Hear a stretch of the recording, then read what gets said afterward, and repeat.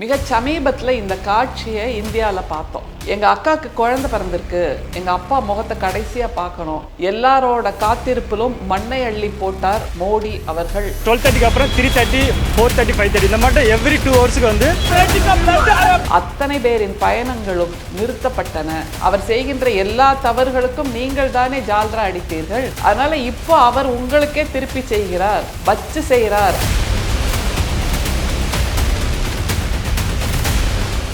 இந்தியாவுக்காக அரசு விமானம் என்று எதுவுமே இல்லை. ஒரு டிமானிட்டைசேஷன் அப்போது நடந்த அந்த கலேபரம் எல்லாவற்றையும் பெருமுதலாளிகளுக்கே தாரை வார்த்திருக்கிறார். It will be disastrous to India if Modi is elected as the prime minister என்று.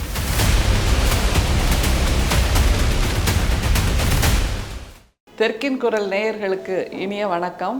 மிக சமீபத்தில் இந்த காட்சியை இந்தியாவில் பார்த்தோம். என்ன காட்சி அப்படின்னா, எங்கள் அக்காவுக்கு குழந்தை பிறந்திருக்கு, நான் போய் பார்க்க போகிறேன் அப்படின்னு ஒருத்தர் வெயிட் பண்ணிட்டு இருந்தார். எனக்கு வேலை கிடச்சிருக்கு, நாளைக்கு போய் நான் அந்த வேலையில் சேரணும் அப்படின்னு ஆசையாக ஒருத்தர் வெயிட் பண்ணிட்டு இருந்தார். எங்களுக்கு திருமணமாகி வரவேற்பை எங்கள் சொந்த ஊரில் நடத்துகிறாங்க, அதனால் நாங்கள் அங்கே போகிறோம் அப்படின்னு திருமணமான புது மன தம்பதிகள் காத்துட்டு இருந்தாங்க. வெளிநாட்டில் போய் நான் படிக்கிறதுக்கு வாய்ப்பு கிடச்சிருக்கு, அதனால் கிளம்புறேன், நாளன்னைக்கு போய் நான் அங்கே ஜாயின் பண்ணணும் புதியதாக அந்த யூனிவர்சிட்டியில் அப்படின்னு நிறைய பேர் காத்துட்டு இருந்தாங்க. எங்கள் அப்பா முகத்தை கடைசியா பார்க்கணும் அப்படின்னு நிறைய பேர் காத்துட்டு இருந்தாங்க.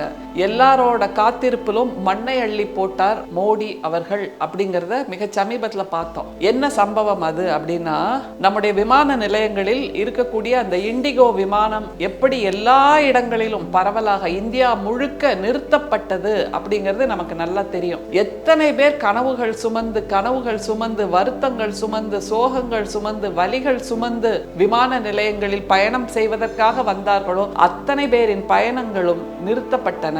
அதற்கு ஒற்றை காரணம் நம்முடைய பிரதமர் அவர்களின் தவறான பொருளாதார கொள்கை அப்படிங்கறத இந்திய மக்கள் உணர்ந்திருக்கிறார்கள். அதை தவிர இன்னொன்னையும் இந்திய மக்கள் பேசுறாங்க. என்னன்னா, இந்த மேல்தட்டு மக்கள் அல்லது நடுத்தர உயர்குடி மக்கள்னு இருக்காங்கல்ல, நீங்கள் தானே இந்துத்வா என்று சொல்லி, மதம் முக்கியம் என்று சொல்லி, தெய்வங்கள் முக்கியம் என்று சொல்லி பிரதமருக்கு ஆதரவளித்தீர்கள் இத்தனை நாட்களாக. அவர் செய்கின்ற எல்லா தவறுகளுக்கும் நீங்கள் தானே ஜால்ரா அடித்தீர்கள். அதனால இப்போ அவர் உங்களுக்கே திருப்பி செய்கிறார், வச்சு செய்கிறார். அதனால நீங்க ஏத்துக்கோங்க. அத உங்களுடைய தவறால் நடந்த ஒரு தேர்வால் இந்த மாதிரியான தவறான நடவடிக்கைகள் இந்தியாவில் நடக்கின்றன என்று நம்முடைய எளிய இந்திய மக்கள் புரிந்து கொண்டு பேசுகிறார்கள். யோசிச்சு பாருங்க, இந்தியாவுக்காக ஒரு தனி விமானம் என்று, அரசு விமானம் என்று எதுவுமே இல்லை.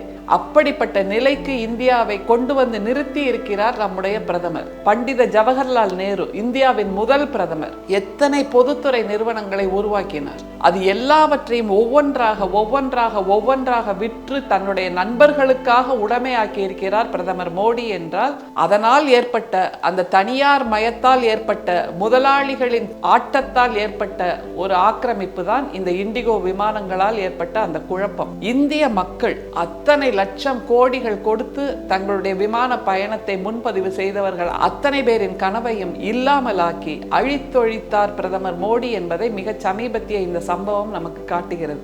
ஒரு டிமானிட்டைசேஷன் அப்போது நடந்த அந்த கலேபரம், அல்லது கொரோனா காலத்தில் அந்த தடுப்பூசியை கொடுக்க முடியாத காலத்தில் நடந்த அந்த கலேபரம், கொரோனா காலத்தில் ஊரடங்கை உடனடியாக அறிவித்து அதன் மூலமாக எளிய மக்கள் அவரவர் சொந்த ஊருக்கு போக முடியாமல் கால்நடையாக நடந்த அந்த கலேபரம், அதை போன்ற ஒரு கலேபரம் தான் விமான நிலையத்தில் மிக சமீபத்தில் நடந்தது. 2014 தேர்தலுக்கு முன்னால் நரேந்திர மோடி அவர்கள் சொன்ன ஒரு வாக்கியம் இருக்கிறது. என்னன்னா, ஹவாய் செருப்பு அணிந்திருப்பவர்கள் கூட விமான நிலையத்திற்குள் சென்று விமான பயணம் மேற்கொள்ள வேண்டும், அதற்கேற்ற ஆட்சியை நான் கொடுப்பேன், அதுதான் என்னுடைய கனவு என்று சொன்னார். இன்னைக்கு ஹவாய் செருப்பு மட்டுமல்ல, விலை உயர்ந்த ஷூ போட்டவங்களும் உள்ள போனாங்க. ஆனால் எல்லோருக்குமான ஒரே பதட்டம், வலி, வேதனை, சோகம், கண்ணீர், ஆற்றாமை, இப்படி எல்லாவற்றையும் அள்ளி கொடுத்ததுதான் இந்த 10 ஆண்டில் பிரதமர் மோடியின் ஆட்சி என்பதை யாராவது மறுத்துவிட முடியுமா?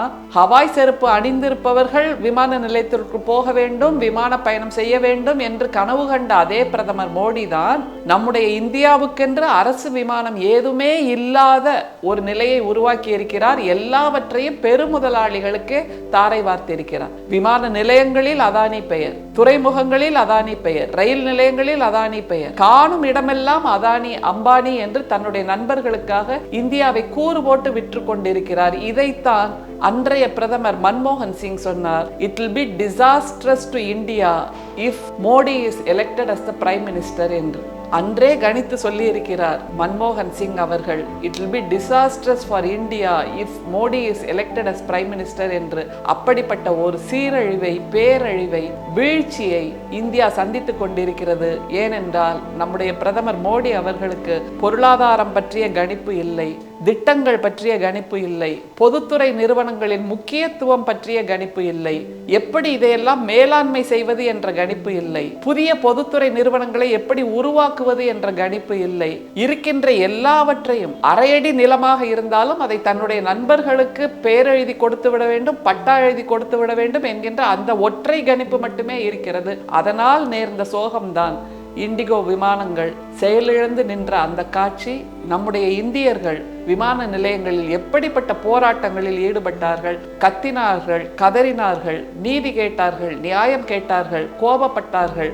ஒரு பிரயோஜனமும் இல்லை.